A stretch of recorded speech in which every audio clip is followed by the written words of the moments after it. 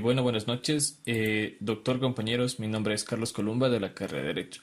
En este espacio he decidido hablarles acerca de la oratoria forense. Bien, empecemos. El oratoria es el arte de persuadir a través de la palabra oral y forense lo que concierne el foro, o sea, los tribunales y sus audiencias. Bien, vamos a definir qué es oratoria forense. Según Cabañedas nos dice que es la exigida o practicada ante los tribunales de justicia en las vistas o audiencias, en que lista para la sentencia la causa, las partes o con mayor frecuencia sus letrados. Es decir, en resumen ante el juez o magistrados los hechos, las pruebas y los fundamentos del derecho, en que se apoya su tesis, su petición de condena o absolución. Bien, las características del orador. Tenemos la presencia. Esto nos quiere decir que cuando la presencia del orador es noble y majestuosa, puede decir que conquista el respeto y simpatía del auditorio. Desde que sube a la tribuna, esta condición no es absolutamente indispensable, pues la elocución atrae la atracción de los oyentes. La oratoria como arte puede imponerse sobre los defectos y logrará que el público no los perciba. Todo depende, en definitiva, de cómo utilicemos nuestra inteligencia y sensibilidad. Otra característica tenemos la voz. Nos dice que debe ser de timbre agradable, rica en modulación y en concordancia con el tema que se expone. Es muy importante ya que una voz pobre, chillona, apagada o disonante empobrecerá el contenido de nuestra idea o pensamiento. Los componentes de la palabra hablada, el más conocido es el tono de voz, que en esta parte nos dice que el tono de voz moderadamente alto, audible, en todo momento revelará seguridad, dominio de lo que se expresa y con ello se logrará firmeza de concepto.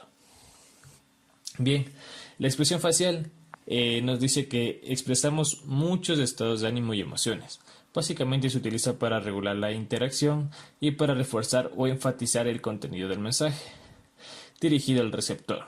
Nosotros utilizamos la expresión facial para expresar el estado de ánimo, indicar atención, mostrar disgusto, bromear, reprochar, reforzar la comunicación verbal, etc. Aquí podemos observar una imagen. La mirada se estudia separadamente por la importancia que conlleva, aunque forme parte de la expresión facial. La mirada cumple una serie de funciones que mencionaremos a continuación, como son la regulación del acto comunicativo, fuente de información, expresa emociones, comunica la naturaleza de su relación interpersonal. Bueno, continuando con el tema, vamos a hablar acerca de las clases de oratoria jurídica. En este caso tenemos el dominio del tema, en el cual nos indica que el abogado debe conocer en profundidad el caso que va a tratar en todas sus vertientes. Es decir, desde lo personal hasta sus implicaciones jurídicas. Es ese conocimiento el que apuntará su confianza y le permitirá construir un discurso estructurado y claro, y con vocación de persuadir para lograr los objetivos marcados. Bien, el experto jurídico nos dice que más allá del caso concreto, un abogado debe mantenerse al tanto de los cambios jurídicos que afectan a sus sectores para saber cómo reaccionar ante la situación. Bien, la estructura de improvisación controlada. En esta parte nos dice que la clave de un buen orador es construir el esquema de un discurso claro que sea capaz de seguir al tiempo que improvisa las palabras concretas, evitando leer directamente un documento. Es decir, que para esto es necesario tener un claro dominio del tema que se aborda y ser un experto en la materia jurídica que le afecta. Bien, las habilidades argumentativas. En este caso nos menciona que el orador debe ser capaz de construir argumentos sólidos para defender su posición y a la vez delimitar la postura del rival, refutando sus ideas y argumentos.